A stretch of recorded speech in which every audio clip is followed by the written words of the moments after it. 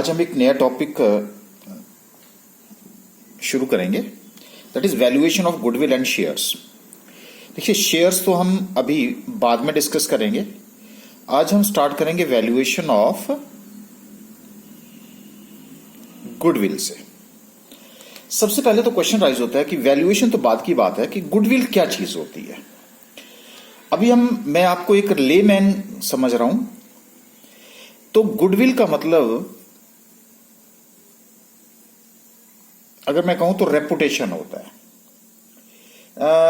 Reputation अगर नई बात समझ आ रही है आपको तो मैं इसको बोल देता हूं ब्रांड वैल्यू होती है। अच्छा, ब्रांड वैल्यू को समझने के लिए मैं आपसे कुछ एक एग्जांपल कोट करता हूं। सपोज कीजिए आप मुझे ये बताइए, आपने सुना होगा रिलायंस का नाम सुना है? बिल्कुल सुना होगा। अच्छा, आपने टाटा का नाम सुना है? बिल्कुल सुना है जी।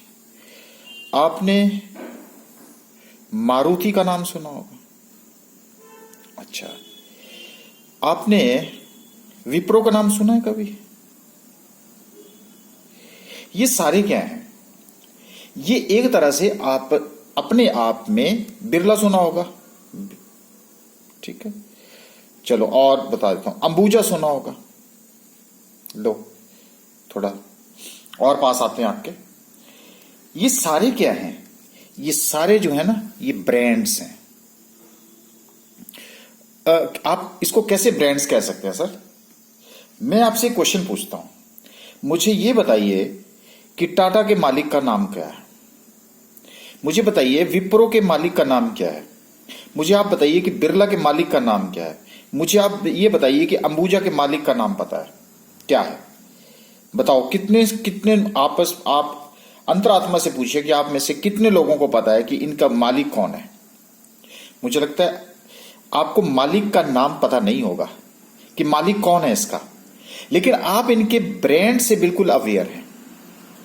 यही तो प्रूव कर रहा है, यही प्रूव कर रहा है कि ये जो नेम है ये ब्रांड्स हैं, क्योंकि आप इनके मालिक, आपको इसके मालिक से कोई लेना देना नहीं है।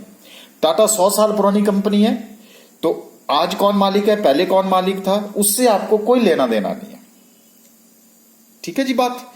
अच्छा, अगर ऐसी बात है तो फिर इसका मतलब हमें ब्रांड वैल्यू को समझने के लिए कुछ आगे बढ़ना पड़ेगा, तभी हम इस ब्रांड वैल्यू को समझ पाएंगे। ओके, तो हम ब्रांड वैल्यू के ऊपर थोड़ी देर में आते हैं। सबसे पहले हम ये समझ लेते हैं कि टेक्निकल वर्ड्स में गुडविल होती क्या है, फिर हम इससे आगे मूव करते हैं। ओके, ये देखिए गुडविल, इसका मीनिंग एंड वैल्यूएशन बाद में डिस्कस करेंगे। कहते हैं goodwill is an intangible asset. मैं अंडरलाइन कर रहा हूं, जो वर्ड्स अभी तक आपको बिल्कुल आप नए हैं, उसके बारे में आप बिल्कुल अवेयर नहीं है, और थोड़ी देर बाद आपको ये डेफिनेशन जो है बिल्कुल समझ आनी हो जाएगी, या इस टॉपिक के बाद आप इस डेफिनेशन को पढ़ पाएंगे। अभी तो मैं सिर्फ आपको ये बता रहा हूं, जैसे कि आप किताब पढ़ रहे हैं और रट्टा लगा रहे हैं सबसे पहले, तो आपने क्रैम नहीं करना है। कहते हैं goodwill is an intangible asset arising in course of purchase of one business by another business. Purchase word use किया मैंने, तो ये भी अब आपको समझ आएगा। It is symbolic of non monetary assets of an organisation. ठीक है जी, कोई बात नहीं है। तो ये जो डेफिनेशन है, इस डेफिनेशन से हमें कोई पता नहीं चला, तो मैं अब आपको बताऊं कि मुझे किसका पता करना है? ब्रांड वैल्यू का पता करना है। क्योंकि हमने कहा कि गुडविल का मतलब क्या होता है? रेपुटेशन। गुडविल का मतलब क्या होता है? ब्रांड। और मैंने आपको नाम बता दिए, और मैं इतना आपको बता दूं कि जो ब्रांड वैल्यू है वो किसके ऊपर डिपेंड करती है। उसको समझने के लिए मुझे कहां जाना पड़ेगा? मुझे जाना पड़ेगा टाइप ऑफ कस्टमर्स पे, टाइप ऑफ कस्टमर्स के ऊपर जाना पड़ेगा। अच्छा, तो टाइप्स ऑफ कस्टमर्स, ये देखिए, ये मैंने टाइप ऑफ कस्टमर्स बताए। सबसे पहले मैं बिल्कुल लोअर उस पर चलता हूं, और ये जो टाइप्स ऑफ कस्टमर्स हैं, वो कुछ कस्टमर ऐसे होते हैं आपने रैबिट सुना होगा। रैबिट की नेचर क्या होती है सर? रैबिट जो है वो एक ही जगह पे रहता है, एक ही पैच पे रहता है। वो कहीं और दूर जाना पसंद नहीं करता, वो वहीं पे रहना चाहता है। तो मैंने लिखा कि rabbit is confined to a patch and don't like to venture far away, बहुत दूर नहीं जाना चाहता। तो हमारे पास भी रैबिट टाइप के कुछ एक कस्टमर्स होते हैं। वो क्या करते हैं? Customers will pick product if it is available in the radius. अब अगर तो प्रोडक्ट अवेलेबल होगी तो खरीद लेंगे, अगर प्रोडक्ट अवेलेबल नहीं होगा तो नहीं खरीदेंगे। इसका मतलब वो प्रोडक्ट के बारे में उसको कोई लेना देना नहीं है। अगर मिल गई तो भी ठीक है, अगर नहीं मिली तो भी ठीक है, लेकिन वो मिलनी चाहिए, उसी रेडियस के में मिलनी चाहिए। तो इसका मतलब है कि ये तो बहुत ही कैजुअल यानी कि ओकेशनल कस्टमर्स हो गए।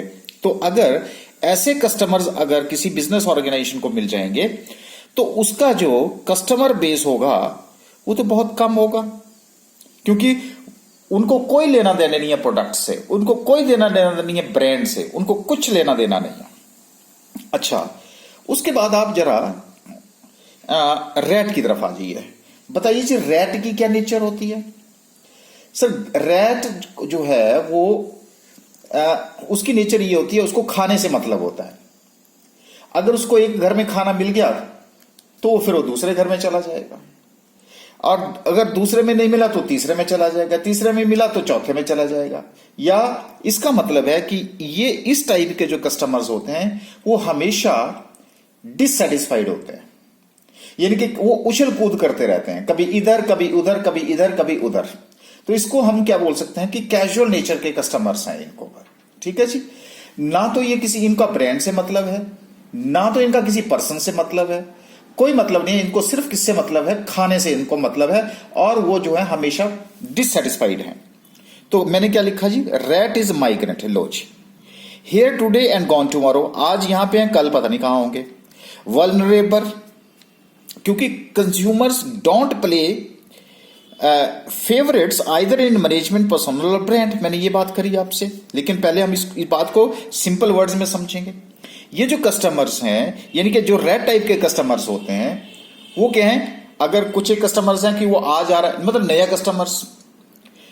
अब जब नया कस्टमर्स है तो उसको ना पर्सन से लेना है, ना कोई प्लेस से कुछ लेने देना, कोई किसी से कोई लेना देना नहीं। उनको ये है कि अगर प्रोडक्ट अवेलेबल है तो दे वुड बाय। और अगर मान लीजिए रेट टाइप कस्टमर आपकी दुकान में है, तो इसका मतलब है कि आपकी दुकान में आज कोई और ग्राहक आ रहा है, कल को कोई और आ रहा है, परसों कोई और आ रहा है। इसका मतलब है कि ये कैजुअल टाइप के कस्टमर्स होंगे आपके पास, क्योंकि वो प्लेस टू प्लेस क्या करते रहते हैं? वेरी करते रहते हैं। तो यही तो ऐसे कस्टमर्स हैं जो नए बिजनेस की पकड़ में आते हैं। अगर मान लीजिए कि नया बिजनेस खुल गया तो वो क्या करेंगे? क्योंकि वो एक जगह पे सेटिस्फाई नहीं है तो वो दूसरी जगह उसको ट्राई करेंगे। जब ट्राई करेंगे तो इसका मतलब जो नया बिजनेस होता है वो नए बिजनेस को भी वो ट्राई करने की कोशिश करते हैं, मतलब घुमंतू टाइप के जिसको बोल सकता हूं ना मैं। तो इसलिए ये नई कंपनी में, जब भी कोई नई कंपनी खुलती है तो सबसे पहले कौन से कस्टमर वहां को भागते हैं? वो रेड टाइप कस्टमर जो है भागते हैं। तो इसका मतलब है कि यहां पे कस्टमर्स तो हैं लेकिन ज्यादा कस्टमर्स नहीं है, इक्का दुक्का कस्टमर्स है, जो कि क्योंकि जो वो सेटिस्फाई नहीं है, कहीं भी वो सेटिस्फाई नहीं है, इसलिए वो माइग्रेंट है। अच्छा, अब उसके बाद क्या है कि रैबिट टाइप के कस्टमर्स एक तरह से किस तरफ को जा रहे हैं? Red type customers. अच्छा, डॉग क्या करता है? सर डॉग तो मालिक को फॉलो करता है, मालिक के साथ जुड़ा है। क्योंकि अगर मालिक घर छोड़ जाए तो वो मालिक के साथ हो जाता है। तो इसी तरह से इसका मतलब है कि अगर कंपनी का कोई मालिक है, कोई मैनेजमेंट है, कोई इंप्लॉय है, वो उसी के साथ जुड़ा हुआ है, वो इंप्लॉय के साथ ही जुड़ा हुआ है। कई बार आपने देखा होगा कि अगर आप किसी इंप्लॉय, किसी मैनेजमेंट के साथ जुड़े होते हैं, अगर वो कहीं और चला जाए तो आप भी उस कंसर्न को छोड़ देते हैं। इसलिए यहां पे डॉग फॉलोज हिज मास्टर। तो मास्टर का मतलब है मालिक यहां पे। और मालिक कौन हो सकता है? मालिक का मतलब है कि वो इंप्लॉय भी हो सकता है, कोई भी हो सकता है, मैनेजमेंट हो सकती है। इसलिए लीडरशिप, मैंने कहा customer follows leadership, person, management. जब ऐसा होगा तो ये जो हमारे लीडर्स हैं, ये जो पर्सन है, ये मैनेजमेंट है, इन्होंने बहुत सारे लोग जोड़े होते हैं अपने साथ, और उन्हीं की लॉयल्टी, उन्हीं की जो सर्विसेज प्रोवाइड कर रहे हैं, उन्हीं के साथ वो कनेक्टेड हैं। अगर उनके साथ कनेक्टेड है तो यहां पे जो कस्टमर का बेस होगा वो बहुत ज्यादा हो जाएगा, कस्टमर का बेस बढ़ जाएगा, कस्टमर का बेस बढ़ जाएगा, कस्टमर्स का बेस बढ़ जाएगा। क्लियर होगी बात? तो इसलिए क्या है, रैबिट टाइप के कस्टमर पहले किस में कन्वर्ट होने चाहिए? रैट। रैट टाइप के कस्टमर किस में होने चाहिए? डॉग, क्योंकि डॉग फॉलोज हिज मास्टर। अब उसके बाद क्या है कि these are to be converted into this. जब डॉग टाइप के कस्टमर्स हैं, फिर अब चलते हैं हम कैट। आपको पता कैट क्या होती है? सर कैट तो एक घर में रहती है, वो किसी एक घर के साथ अटैच होती है, उसको मालिक से कोई लेना देना नहीं है, उसको तो सिर्फ दूध से मतलब है कि उस घर से उसको दूध आ रहा है, तो वो कोई भी मालिक हो उसको इससे कोई लेना देना नहीं है। बस इसका मतलब है cat sticks to about. Customers are more loyal to a brand और a company name. Management leadership team doesn't concern them. तभी तो मैंने क्या कहा, उस घर में मालिक कौन है, क्या है, उसको बिल्ली को उससे कोई लेना देना नहीं है, उसको दूध से मतलब है, और दूध वो उस घर से है, और घर में कोई रहे इररिस्पेक्टिव ऑफ द ऑनर। तो बताओ जी यहां पे अब क्या होगा? सर यहां तो कस्टमर ही कस्टमर्स हो जाएंगे, यहां कस्टमर्स ही कस्टमर्स होंगे, यहां पे कस्टमर्स ही कस्टमर्स होंगे। तो बस अगर कस्टमर्स ज्यादा होंगे तो क्या बन गया जी? आपका ब्रांड बन गया। तो उसी तरह से अब मैंने आपको क्या बोला था, आपने बोला था जी कि हमें रिलायंस पता है, हमें टाटा पता है, हमें मारुति पता है, हमें विप्रो पता है, हमें बिरला पता है, हमें अंबुजा पता है, लेकिन हमें उनके मालिक का पता नहीं है। तो अब कौन से कस्टमर्स हैं? बोलो, कैट टाइप कस्टमर्स हैं। जब कैट टाइप कस्टमर्स हो जाएं तो समझ लीजिए कि आपका ब्रांड वैल्यू बढ़नी शुरू हो गई, या आपका रेपुटेशन है। अब अगर आपको यह बोला जाए कि फलां कंपनी का, अब अगर मालिक जो मर्जी हो, लेकिन अगर वो रिलायंस ने बनाया है तो आप क्या करेंगे? रिलायंस की प्रोडक्ट कोई परचेज करेंगे तो बस उसी को हम क्या बोलते हैं? ब्रांड बोलते हैं। तो उसी को क्या बोलते हैं यहां पर? रेपुटेशन बोलते हैं। यहां तक बात क्लियर होगी? तो अब इसका मतलब क्या हुआ कि एक नोट मेरे पास आ गया यहां पे कि वैल्यूएशन ऑफ गुडविल, यहां लिख सकता हूं अब brand value, that is brand value generally depends upon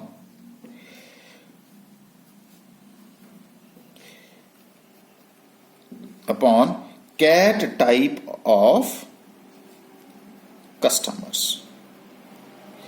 तो अब ब्रांड बन गया, नाम बन गया, और वो नाम किससे बना है? वो किसी पर्सन के साथ नहीं है।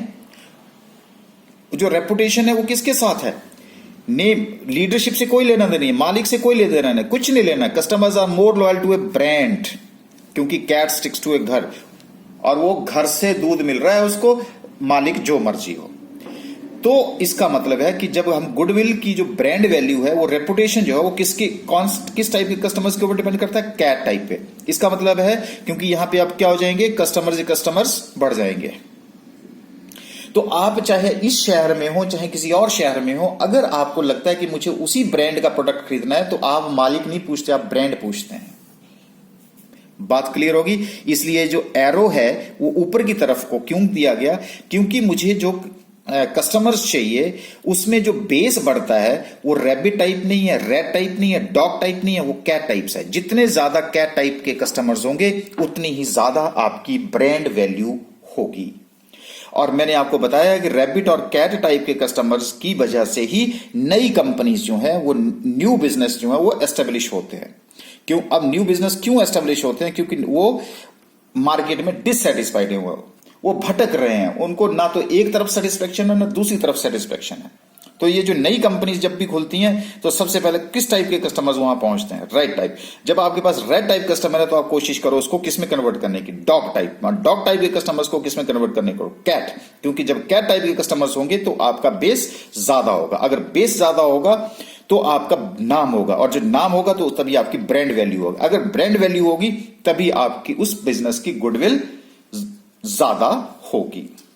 तो ये मेरे पास, तो इसलिए अभी तक हमने जो ये डेफिनेशन दी थी, इसका अभी तक हमें कोई मीनिंग आपको क्लियर नहीं हुआ, क्योंकि अभी तक मैंने बात करी कि इसका मीनिंग लिख दिया है, लेकिन अभी तक आपसे बात नहीं करी, क्योंकि गुडविल जो है उसकी जो वैल्यूएशन है वो किस टाइप के कस्टमर्स के ऊपर डिपेंड करेगी। That depends upon the types of the customers.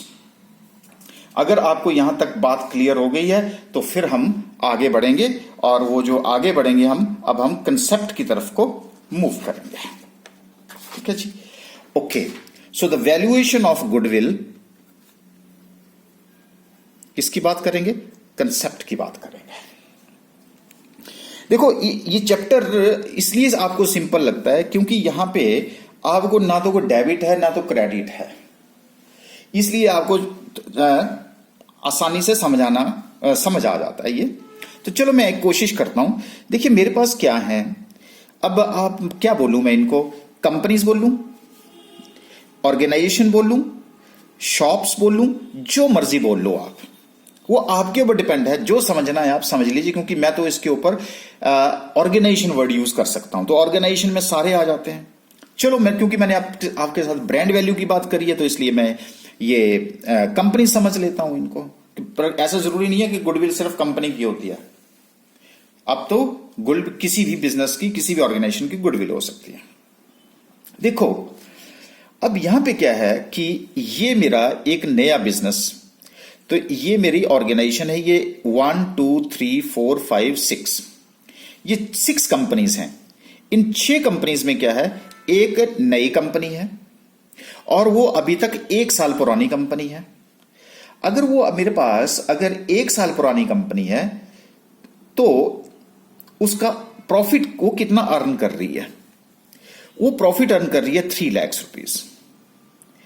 उसके बाद ये एक मेरा और कंपनी है जो 3 साल पुरानी है, जो 4 लाख रुपए का प्रॉफिट अर्न कर रही है। एक और कंपनी उससे पुरानी है और वो 2 साल मतलब 4 साल पुरानी है, तो वो 5 लाख। ये 6 साल पुरानी है तो ये 6 लाख। ये 8 साल पुरानी है तो 7 लाख। ये 10 साल पुरानी कंपनी है और इसका प्रॉफिट जो है वो 8 लाख रुपए। ठीक है जी, तो ये हमने क्या हुआ, प्रॉफिट। अब जो एक नया बिजनेस है और सबने जो कैपिटल इंप्लॉयड है, इसमें जो बिजनेस में कैपिटल लगा रखी है वो सब में बराबर है, और वो है करीबन समझ लीजिएगा 30 लाख रुपीस की। 30 लाख रुपीस के ऊपर ये आपको रिटर्न मिल रही है। और अब आपको पता है कि न्यू बिजनेस है, तो नए बिजनेस में किस टाइप के कस्टमर्स होंगे आपके पास? सर अभी तो हमारे पास रैबिट और रैट टाइप के कस्टमर्स होंगे। जब रैबिट और रैट टाइप के कस्टमर्स हैं तो उनको जब तक हम डॉग और कैट में कन्वर्ट नहीं करेंगे तब तक उनका जो बेस नहीं बढ़ेगा, तो उनकी प्रॉफिटेबिलिटी नहीं बढ़ेगी। तो जब प्रॉफिट नहीं होगी तो नेचुरली ब्रांड की वैल्यू जो है वो कम होगी। बहुत सही बात है। इसका मतलब आपको जो पहला वाला कंसेप्ट है वो समझ आ चुका है। ओके, तो ये जो 1 साल में इस कंपनी के द्वारा ये जो प्रॉफिट अर्न किया गया, ये जो प्रॉफिट है, इसको मैंने बोल दिया नॉर्मल प्रॉफिट। ठीक है जी। अब जब नॉर्मल प्रॉफिट है, अगर मैंने जब इन सब की प्रॉफिटेबिलिटी देखी, तो ये देखिए ज्यादा प्रॉफिट है, ये 7 लाख है, ये 6 लाख है, ये 5 लाख है, 4 लाख है, 3 लाख है। उसके बाद मैंने नॉर्मल प्रॉफिट का एक डॉटेड लाइन यहां पे ड्रॉ कर दी। जब डॉटेड कर दी तो इसका मतलब इनके भी तो बिजनेस क्या होना चाहिए, इतना नॉर्मल प्रॉफिट होना चाहिए, लेकिन इनका प्रॉफिट ज्यादा है। अब यहां देखिए इसका एक्स्ट्रा प्रॉफिट इतना है, इसका एक्स्ट्रा प्रॉफिट इतना है, इसका एक्स्ट्रा प्रॉफिट इतना है, इसका एक्स्ट्रा है। मतलब जैसे जैसे कंपनी जो है पुरानी होती जा रही है वैसे वैसे उसकी प्रॉफिट जो एक्स्ट्रा प्रॉफिट है वो बढ़ना शुरू हो गया है। ठीक है जी बात। अच्छा, अब आप मुझे ये बताइए कि इस कंपनी जो 10 साल पुरानी है, 10 ईयर्स ओल्ड कंपनी है, उसके पास इतना ज्यादा एक्स्ट्रा प्रॉफिट क्यों आ गया? सर इसका प्रॉफिट इसलिए आया because this company is having a advantage over these companies. तो ये कौन सी लाइन आ गई मेरी? Cut off line. So why do they have made extra profits? Why? ये कंपनी जो है वो ज्यादा प्रॉफिट क्यों अर्न कर रही है? अरे सिंपल है, एक तो वो ओल्ड बिजनेस है और वो पिछले 10 सालों से मार्केट में है, and they have gotten an advantage over old they have got a advantage being a old company. उस कंपनी का रेपुटेशन है, उस कंपनी की रिकॉग्नाइजेशन है, उस कंपनी की मोनोपोली है, इसलिए उसकी ग्रेटर अर्निंग कैपेसिटी है। बात मेरी समझ आ रही है आपको? तो इसलिए क्या है कि अगर उसका मतलब उसका सोसाइटी में क्या है, कस्टमर के बीच में क्या है, रेपुटेशन है, उसका कस्टमर बेस है, क्योंकि आपने देखा क्या टाइप कस्टमर्स हो गए, उसकी रिकॉग्नाइजेशन है, उसकी बेस्ट लोकेशन है, उसका सप्लायर के साथ अच्छा रिलेशन है, उसकी मोनोपोली है, सारे फैक्टर्स ले लीजिएगा। इसी की वजह से उनको क्या हो रहा है, और उनको दूसरे बिजनेस के ऊपर जो है वो एडवांटेज है। तो यही तो है उसके स्टिमुलस, जिसकी वजह से उसकी अर्निंग ज्यादा हो रही है। तो अगर मैं इन सारे फैक्टर्स को, मैंने तो कुछ लिखे हैं सिंबॉलिक, लेकिन सारे फैक्टर्स को अगर मैं इकट्ठा करूं तो ये फैक्टर्स क्या हैं, इंटेंजिबल एट्रीब्यूट्स हैं।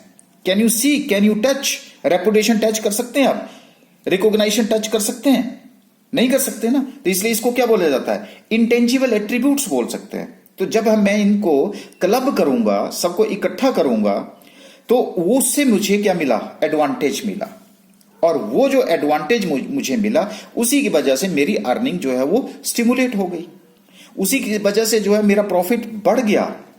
जब मेरा प्रॉफिट बढ़ गया तो उसी को तो हम क्या बोलते हैं, गुडविल बोलते हैं। तभी तो हम क्या बोलते हैं, गुडविल को क्या बोलते हैं, बोलो गुडविल को क्या बोलते हैं? Sir, it is called as an intangible asset which helps a company to earn extra profit. इसीलिए इस कंपनी के द्वारा क्या किया गया है, यहां पे एक्स्ट्रा प्रॉफिट अर्न किया गया है।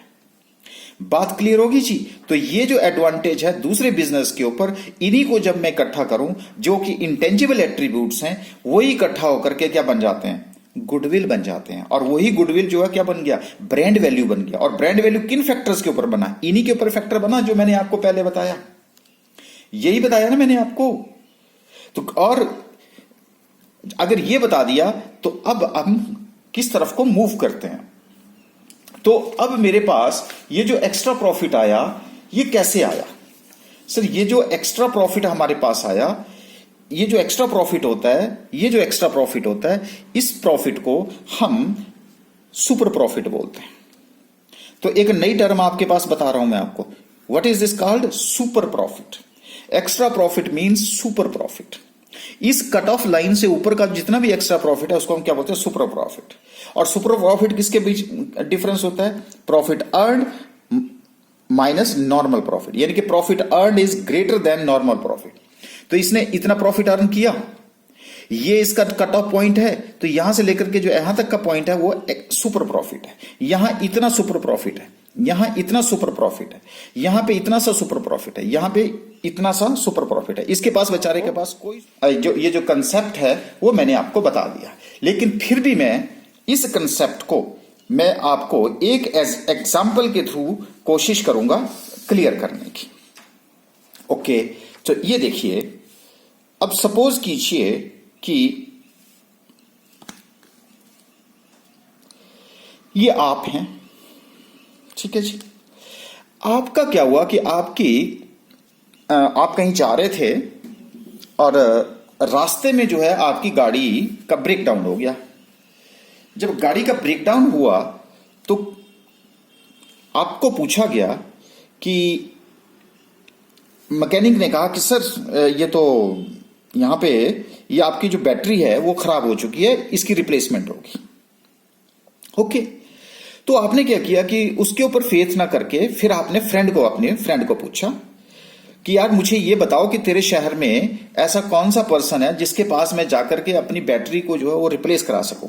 मेरी कार की बैटरी जो है वो उसकी वजह से ब्रेक डाउन हो गई है, तो बता मुझे कि तेरे शहर में जो है कोई ऐसा सजेस्ट कर कि जिसके पास जाकर के मैं अपनी बैटरी को रिप्लेस करवा सकूं। ओके, तो ये नया था शहर में, इसलिए वो अपने फ्रेंड के पास गया। फ्रेंड ने क्या कहा कि देख भाई, इस शहर में 3 पर्सन्स हैं, जो एक ई पावर करके है, एक लीडिंग लिमिटेड करके है, एक बैटरी भाई करके है।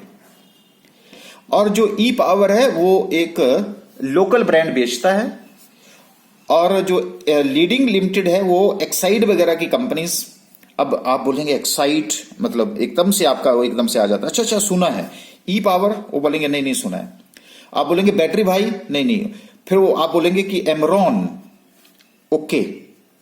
तो अब आपने क्या कहा कि देखो भाई, अब मैं आपको सजेस्ट करता हूं कि आप जाकर के लीडिंग लिमिटेड के पास चले जाओ। उसने बोला क्यों जाऊं मैं लीडिंग लिमिटेड के पास? भाई देखो, मैं भी उसके पास ही जाता हूं और जो मेरा एक्सपीरियंस है वो ये बोलता है कि एक तो वो जो बैटरी आपको देगा वो एक तो ब्रांडेड कंपनी की देगा, दूसरी वो उसकी गारंटी, और जो प्रॉमिस करेगा वो फुलफिल करेगा, और अगर कोई दिक्कत आती है तो वो 0% मेंटेनेंस पे करेगा, और वो आपकी कार की बिल्कुल केयर करेगा। उसके पास एक्सपर्टीज नॉलेज है, उसके पास जो कस्टमर्स जाता है वो बिल्कुल सेटिस्फाई होता है। उसके बाद जो है वो उसके जो टेक्नीशियंस हैं वो बेटर हैं, वो जेन्युइन बैटरी आपको डालेगा।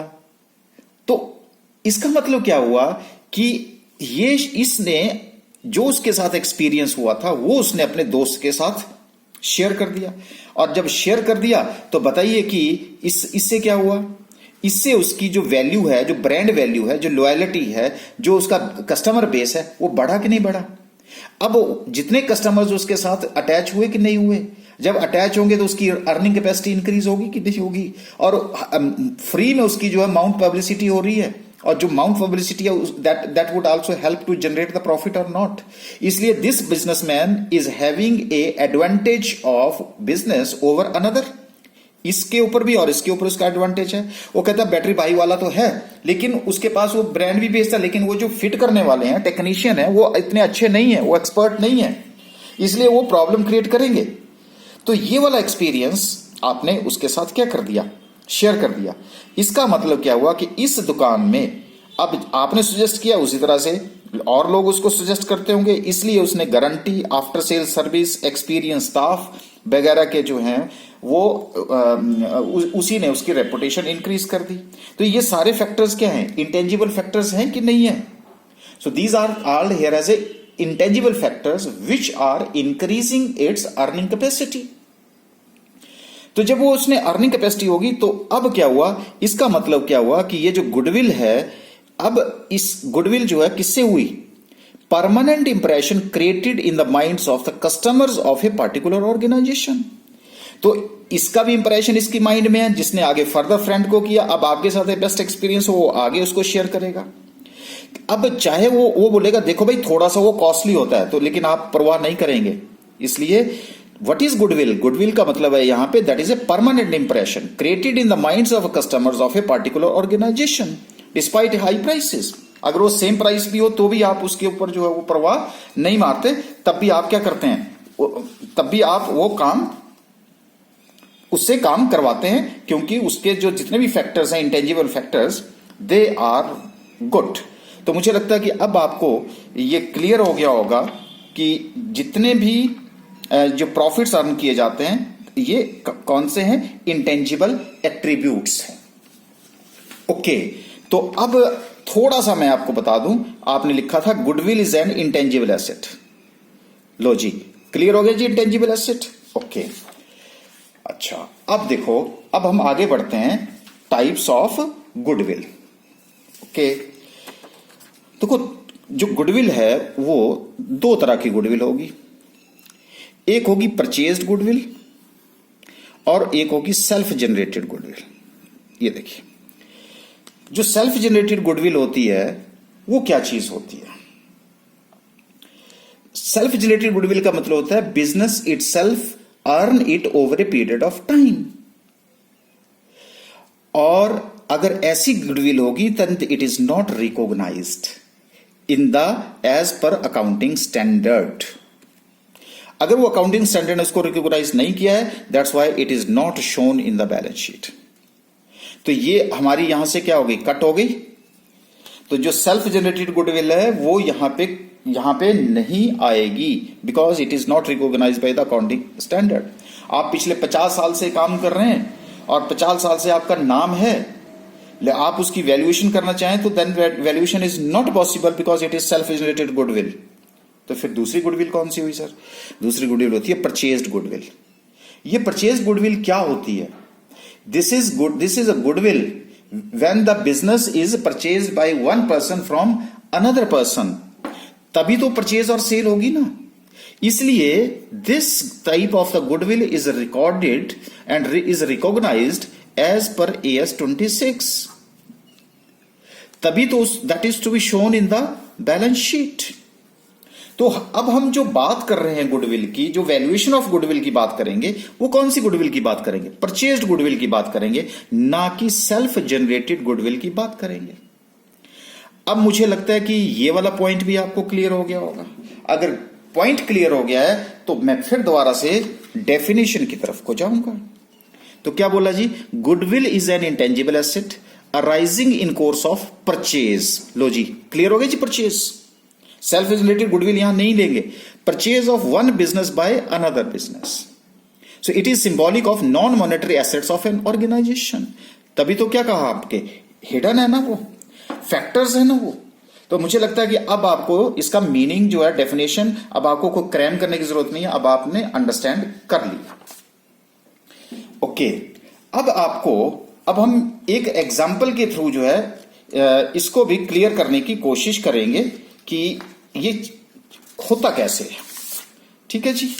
ओके, तो कौन सी परचेज्ड गुडविल क्या होती है? ओके, ये देखिए, मान लीजिए कि आप मालिक हैं, ओके, बिजनेस के मालिक हैं, और जो आपका बिजनेस है वो कहां पे है? वो चंडीगढ़ में आपका एक अच्छी सी जगह पे आपका बिजनेस है। ठीक है जी। अब अगर आपका बिजनेस बढ़िया जगह पे है और आप बढ़िया बिजनेस कर रहे हैं, ठीक है, और अब क्या हुआ कि ये आप हैं, आप क्या करना चाहते हैं कि इस बिजनेस को परचेज करना चाहते हैं। और कितने में परचेज करना चाहते हैं? 50 लाख में। अगर 50 लाख, तो 50 लाख रुपीस क्या बन गया जी आपका? सब परचेज कंसीडरेशन, हमने लॉ में पढ़ा है, बिल्कुल सही बात है। क्योंकि इसको बिजनेस देगा, इसके बदले में वो 50 लाख रुपए देगा मालिक को। और बिजनेस कहां है? चंडीगढ़ में है, और चंडीगढ़ में भी बेस्ट लोकेशन में है, बेस्ट लोकेशन में है, और प्रॉफिट जनरेटिंग बिजनेस है। ठीक है। अच्छा, अगर वो प्रॉफिट जनरेटिंग बिजनेस है, तो जब आपने देखा कि उस बिजनेस की जो नेट एसेट्स हैं इस टाइम फिजिकल फॉर्म में वो 20 लाख रुपए की हैं, और आप कितना दे रहे हैं उसका? 50 लाख रुपए। तो 30 लाख रुपए आप उसका एक्स्ट्रा क्यों दे रहे हो? जो आपके लिए एक तरह से क्या है? लॉस है। This is a loss to you. कितने का लॉस हो रहा है आपको? अरे 20 लाख रुपए के बिजनेस को आप कितने में खरीद रहे हो? 50 लाख रुपए में। यानी कि 30 लाख रुपए आप उसको एक्स्ट्रा दे रहे हो। Why you are paying it? Sir simple है, देखिए सर, ये पीछे से बिजनेस जो है वो प्रॉफिट पे चल रहा है। अगर मैं उसको 20 का 20 में बेचूं तो ये मालिक जो है वो मुझे इस बिजनेस को नहीं बेचना चाहता। वो कहता है मैं तो बिजनेस तभी बेचूंगा अगर मुझे इसके बदले में एक्स्ट्रा प्रॉफिट, एक्स्ट्रा अमाउंट मिलेगा। तो उसने अब वो जो 30 लाख रुपए आप एक्स्ट्रा दे रहे हैं, वो किस लिए दे रहे हैं? वो इसलिए दे रहे हैं क्योंकि उस बिजनेस का वहां पे क्या है? रेपुटेशन है। उस बिजनेस का क्या है? एक बेस है। वो बिजनेस जो है पिछले सालों से क्या कर रहा है? वो प्रॉफिट अर्न कर रहा है वहां पे। अगर वो प्रॉफिट अर्न कर रहा है तो उसका फायदा आपको क्या मिलने वाला है? हाँ, वो भी बात हम आपसे डिस्कस करेंगे।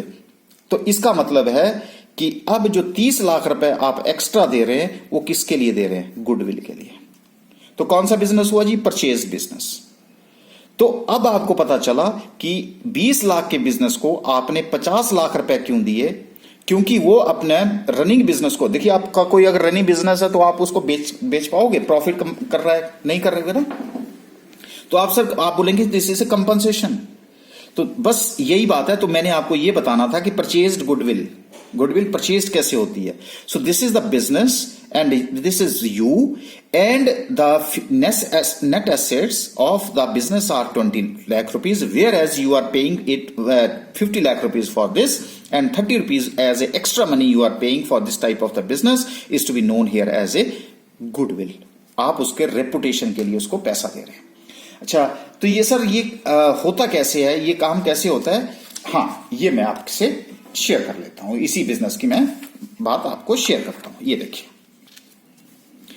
ये आपने 2020 में उस प्रॉफिट को परचेज करने की कोशिश करी, आपने देखा 2017 में भी क्या कर रहा है, वो प्रॉफिट अर्न कर रहा है, 2018 में भी क्या कर रहा है, वो प्रॉफिट अर्न कर रहा है, 19 में भी क्या कर रहा है, प्रॉफिट अर्न कर रहा है। और यहां जाकर के आपने क्या बोला, 50 लाख रुपए का इसका बिजनेस दे दो, इस बिजनेस को 50 लाख रुपए में दे दो। तो ये वाले प्रॉफिट क्या हो गए, पास्ट प्रॉफिट्स। तो अब वो 30 लाख रुपए आपसे किसके मांग रहा है? वो बोलेगा देखो भाई, बेस मैंने बनाया है और फ्यूचर में अब बिजनेस आप करोगे। जब फ्यूचर में बिजनेस आप करोगे तो जो फ्यूचर के प्रॉफिट्स हैं वो तो मुझे नहीं मिलेंगे, वो तो आपको मिलेंगे। जब आपको मिलेंगे तो आप उसके बदले में मुझे कंपनसेशन दीजिए, उसके बदले में मुझे क्या दीजिए, कंपनसेशन। तो वो कंपनसेशन किस चीज का है, फ्यूचर प्रॉफिट का है। अगर इस प्रॉफिट का, क्योंकि ये मालिक था पहले, अब आप मालिक होंगे, पीछे इसका कस्टमर बेस है, वो आगे उसके साथ कंटिन्यू रहेगा। जब उसके साथ कंटिन्यू रहेगा तो अब उससे प्रॉफिट आप अर्न करोगे।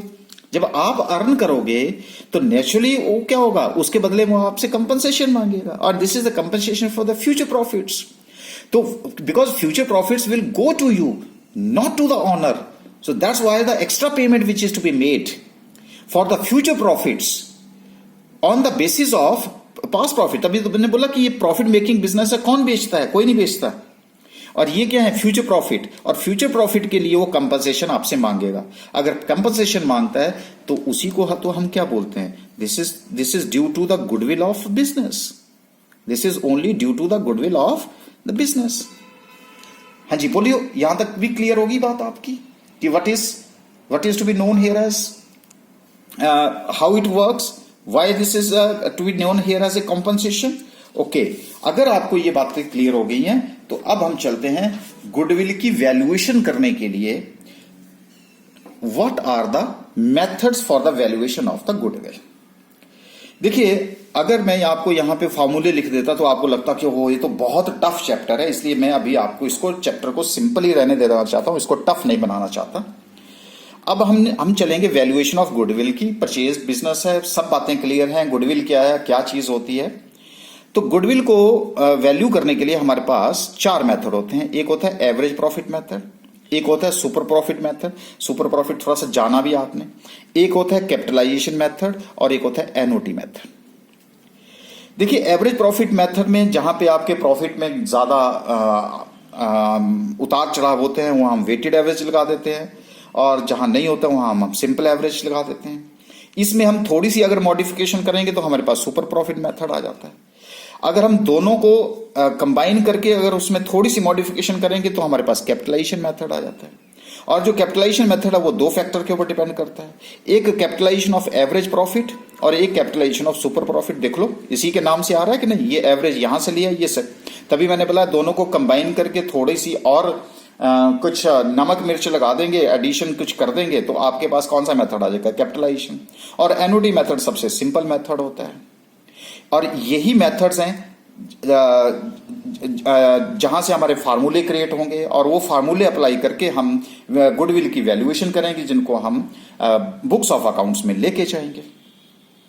तो इसलिए अभी तक हमने अपने आप को अब यहीं तक रिस्ट्रिक्ट कर लिया है कि गुडविल क्या चीज होती है, गुडविल का कंसेप्ट क्या है, गुडविल की वैल्यूएशन की जरूरत क्यों पड़ जाती है, गुडविल क्यों इसको compensation of the future profits बोला जाता है, और गुडविल जो है वो उसको इंटेंजिबल एसेट्स क्यों कहा जाता है, और क्यों इसको बोला जाता है कि this is making a profit, और क्यों हम पीछे के ईयर्स को लेकर के जो है आगे की वैल्यू की कैलकुलेशन करते हैं। ये सारी बातें आपको क्लियर कर दी, जो आपको इन मेथड को अप्लाई करने के लिए आसान हो जाएंगी।